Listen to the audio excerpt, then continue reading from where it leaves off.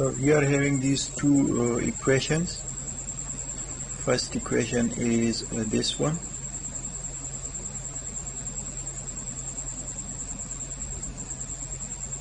and second equation is this one.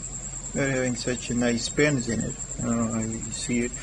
Okay, so let's write these equation. 18 is equal to 9i1 plus 6i2, and 12 is equal to 6i1 plus 13i2.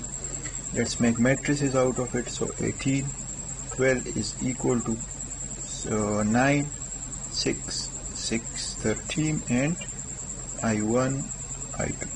So now we can calculate i1 by Cramer rule as 18, 12, 6, 13. 18, 12, 6, 13 divided by 9, 6, 6, 13. 9 is from here. So 9, 6, 6, 30. So this will give us I1. Similarly for I2, we will replace this side, and this will be 9 and 6. So this is how we will solve this circuit. Moving towards the next circuit, this is I can see that it is a bit easier, but let's solve it. Okay, we can convert it to two loops by the voltage conversion method, by combining this with this, but we will not use that. We will use it as a 3-loop circuit. So this is our, let's say, first loop, this is our second loop, and this is our third loop.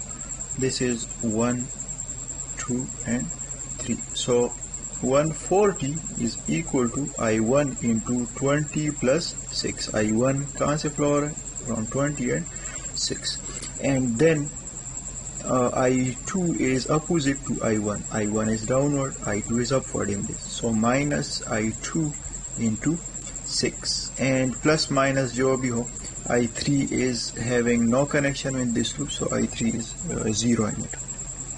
Second loop has no rises and no sources. So 0 is equal to, first we will write the I2 based quantities in it. So I2 is positive current in it. It will always be positive when we are talking about this loop, because it is 2, so I2 is positive. So 6 plus 5, this 6 and this 5. And I1 is opposite to I2, so minus I1 into this 6 in which it is flowing. And this third current is actually known to us, so we can write it here as plus I3 into, because these are in same direction, down and down, plus I3 into 5. But we can see that I3 is 18 ampere. So we can write I3 is equal to 18. So if you put 18 in it, it will be reduced to I1 and I2. And here it is already reduced to 1 and 2. So this is how we will solve this circuit using loops. Moving toward this next example on this loops. It is easier than the previous one. Just we already have I1, I2 and I3 in it, so we will just write the equations for it. So 10 volts is equal to I1 into, I1 is flowing from 1 ohm and then 25 ohm and then 50 ohm, and then I2 is opposite to I1, so minus I2 into 25, and then this I3 is opposite to I1 in this loop, so minus I3 into 50. So this is our loop 1. Just solve it for separate I1, I2 and I3. Okay, now second loop. For second loop we are having no rises, only drops, and the drops is for I2, so plus I2 25 plus 30. The loop is passing through this resistance and this resistance, so 25 plus 30. And now let's check it stretching with 1. So with 1 it was opposite, so minus I1 and 25. In this region it is stretching. With I3 it is touching in this region, and this is in this direction, this is in this direction. So minus I3 into 1 ohm. This is for this second current. Now for third current, 0 is equal to, let me write it a bit quick, I3 into 50 plus 55 plus 1, and with I1 it is opposite direction, so minus I1 into 50. With I2 it is opposite direction, so minus I2 into 1, minus I2 into 1. So 3 loops are covered, every branch is covered. So now we can solve this for set of equations. So this is 10, 0, 0 is equal to, let's say these are A, B, C, D, E, F, G, H, I, and this is I1, I2 and I3. So now we can solve it. So these were the 3 examples which you should probably be already been familiar with, because you already know this KVL and KCL. Okay, now moving towards this KCL states that the branch at a branch, the current input will be equal to current output, and the net would be equal to 0. So input plus output current would be equal to 0. So we can calculate this thing as sum of all currents is equal to 0 at any junction. So let's say here we are having a junction. So at this junction we will have current input equal to current output, and let's say I1, and this is I1. So input minus output would be equal to 0. So this is what it says. KCL uses an additional neutral declaration while solving the problem for making the equation one less manageable. So if we know that one voltage is 0, so we do not want to calculate that voltage there.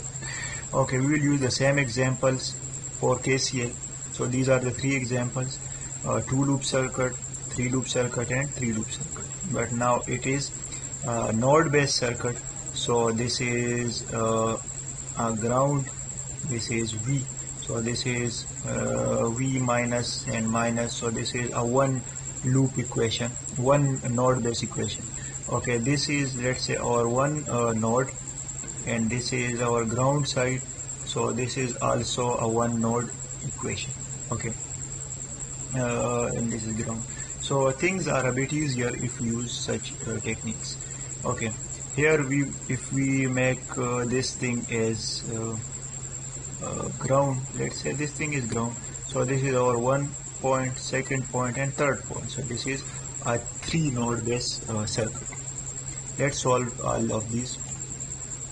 So first one, let's say this is our point V1, and we want to calculate currents towards this point and making them equal to 0. So let's ground this side. So starting from this side, V1, this is the voltage rise minus 18, because this thing is facing the positive side toward this thing. So we will subtract it from this point. If the negative face, so positive, if the positive face, so negative. So minus 18, and what is the other voltage in this line? It is 0. So minus 0. V by R would give us I. How much R are here? 1 plus 2. So 1 plus 2 R plus. So we are done with this I1, let's see. Now we want this I2. So I2 would be V1 minus 0 divided by 6, the branch in which we are studying this current, plus now I3. So I3 is V1 minus 12 divided by 3 plus 4, and all these currents are equal to 0. So now if we see this equation, this is just for V1, so we can easily calculate V1 at this point. So KCL is used for calculating V first. KVL is used for calculating I first. So this was an easier example. Now we can calculate, we can solve it. So V1 minus 18 divided by 3 plus v1 by 6 plus v1 by 7 minus 12 by 7. So now we can separate these things and v1 and then solve it for v1 equal to, let's say, x volts. Never forget to write this volts or currents in the answers, because engineers do not rely on values without units. Okay, let's move toward the next problem. This is a bit interesting because we are having a node in here which is being supplied with direct current.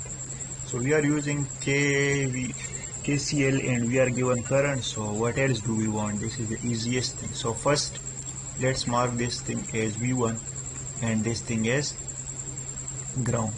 So V1 minus first this loop minus 140 divided by 20. So this is our first branch. Now the second branch, V1 minus 0 divided by 6 plus V1 minus 0 divided by 5 plus how much current is going toward this node? 18. So 18 equal to 0. Now we can calculate this V1 and hence this problem would be solved easily.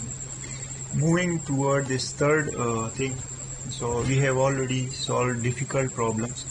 Let's say this is our ground, this is V1, this is V2 and this is V3. So V1 minus V3 divided by V3 minus 10 volt, 10 is also in the way and having plus facing V1. So minus V3 minus 10 divided by 1 ohm plus V1 minus 0 divided by 25. We are talking about this thing is 0 plus V1 minus V2 divided by 30. So this is our first loop. Now we will do the same thing for V2 and then for V3, first branch, sorry. So for V2 we will write it as V2 minus V1 divided by 30 plus V2 minus 0 divided by 1 plus V2 minus V3 divided by 55. V2 minus V3 divided by 55 equal to 0. So this is our second branch. Now for V3, for here we will calculate all the currents from here. So V3 minus V1 minus 10 volt divided by path resistance, which is 1 ohm. So divided by 1 plus we will write this thing here, V2 minus V1 divided by 30 plus V2 sorry, not V2, you are talking about V3, not V2. Let's write these V3 things over there. So for V3 we are having V3 minus V1 minus 10, V3 minus V1 minus 10 divided by 1 plus V3 minus V2 divided by 55 plus V3 minus 0 divided by 50. So this one is 0, so all the outgoing branches are covered. That would be equal to 0. So now we can see that there are 3 equations and 3 unknowns. V1, V2 and V3 are unknown. So we can calculate these things easily using matrix based solution or anything that you may want. So this is it for the basics of the circuit analysis too. We will use these basics in solving magnetic circuits in our next part. So do practice on such laws so that we are able to solve our next level problems with ease. So we would only need the new knowledge our previous knowledge is now conserved. So do practice on these methods that I have told you. These are a bit easier to use on sheets rather than using those previous methods in which you had to calculate individual current and then add it up and then make it equal to 0. So this one is a bit easier. Practice on it and you will thank me later. Okay, thanks a lot. So this is the end of our discussion for today's lecture.